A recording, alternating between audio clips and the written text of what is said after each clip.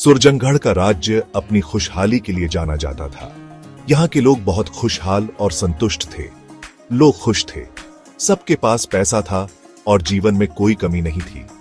और इन सब के बीच में थे उनके प्यारे राजा विक्रम सिंह। वो अपने प्रजा के दिलों में बसते थे। वो एक नेक राजा थे, हमेशा अपने लोगों की भलाई के लिए तत्पर रहते थे। वो एक निडर योद्धा भी थे। युद्ध में उनकी वीरता के किस्से मशहूर थे, लेकिन सबसे बढ़कर विक्रम सिंह को अपनी प्रजा की बहुत परवाह थी। वो हमेशा उनकी समस्याओं को सुनते और हल करते थे। राजा विक्रम सिंह अपनी बुद्धिमानी के लिए जाने जाते थे। उनके निर्णय हमेशा न्यायपूर्ण होते थे। उनका एक भरोसेमंद सलाहकार था, रणधीर नाम का मंत्री। वो राजा का दाहिना हाथ था। रणधीर चालाक था, वो महत्वाकांक्षी था और अपनी योजनाओं में माहिर था। उसने राजा की कई सालों तक सेवा की थी। उसकी वफादारी पर कोई शक नहीं करता था, लेकिन वफादारी के दिखावे के नीचे उसके दिल में एक काली इच्छा पल रही थी। वो सत्ता का भूखा था। रणधीर सत्ता का भूखा था। वो खुद राजगद्दी चाहता था।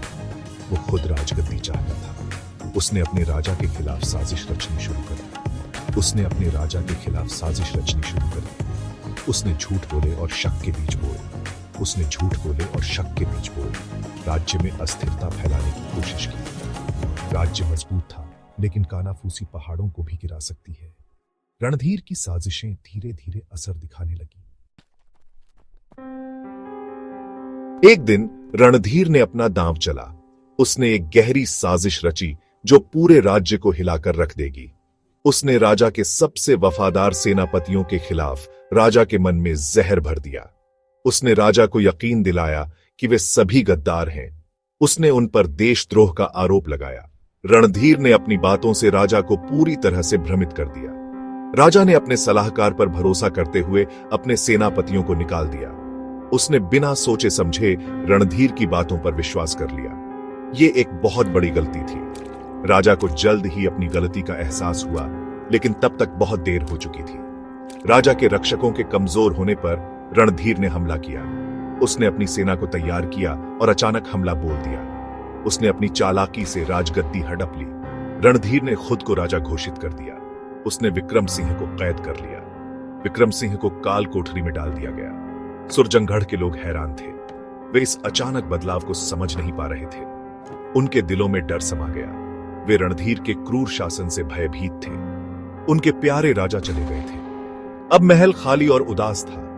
रणधीर का असली रूप जल्द ही सामने आ गया। उसने कठोर शासन किया। उसने भारी कर लगाए। लोग उसकी क्रूरता से त्रस्त हो गए। उसने अपने विरोध करने वाले हर व्यक्ति को काल कोठरी में डाल दिया। कोई भी उसकी सत्ता को चुनौती देने की हिम्मत नहीं कर सका। सुरजंगढ़, जो कभी खुशहाली का प्रतीक था, अंधेरे में डूब गया। लोग दुखी थे। हर जगह उदासी और निराशा का माहौल था। वे विक्रम सिंह के शासनकाल के दिनों के लिए तरस रहे थे। वे उन सुनहरे दिनों को याद करते थे। वे धीमी आवाज में उसका नाम लेते थे। वे एक दूसरे से फुसफुसाते हुए बात करते थे। वे उसकी वापसी के लिए प्रार्थना करते थे। वे उम्मीद करते थे कि एक दिन विक्रम सिंह वापस आएंगे और उन्हें रणधीर के अत्याचार से मुक्त करेंगे। राजा विक्रम सिंह कैद थे। उनके चारों ओर अंधेरा और निराशा थी, लेकिन उनका हौसला नहीं टूटा था। उनके दिल में एक उम्मीद की किरण थी। वो जानते थे कि उन्हें भागना होगा। उन्होंने एक योजना बनाई। उन्हें अपनी प्रजा को बचाना था। उनके लोग उनकी प्रतीक्षा कर रहे थे। एक रात एक सहानुभूति रखने वाले रक्षक की मदद से विक्रम सिंह भागने में कामयाब रहे। वो अंधेरे में निकल पड़े। वो अकेले थे। उनका शिकार किया जा रहा था, लेकिन विक्रम सिंह दृढ़ थे। उन्होंने हार नहीं मानी। उन्हें अपनी प्रजा के दिलों में शरण मिली। उन्होंने उन्हें पनाह दी। उन्होंने उन्हें खाना खिलाया। उन्होंने उन्हें आशा दी। विक्रम सिंह ने उनके साथ मिलकर योजना बनाई। विक्रम सिंह जानते थे कि वो अकेले रणधीर को नहीं हरा सकते। उन्हें एक मजबूत योजना की जरूरत थी। उन्हें अपने लोगों को इकट्ठा करने की जरूरत थी। उन्हें एकजुट करना था। उन्हें अपनी ताकत की याद दिलाने की जरूरत थी। उन्होंने अपने लोगों को प्रेरित किया। उन्होंने समर्थन जुटाना शुरू कर दिया। जो उनके प्रति वफादार थे, उन्हें एकजुट किया। विक्रम सिंह ने अपने लोगों के साथ मिलकर एक नई शुरुआत की। उन्होंने एकजुट होकर रणधीर का सामना करने का संकल्प लिया।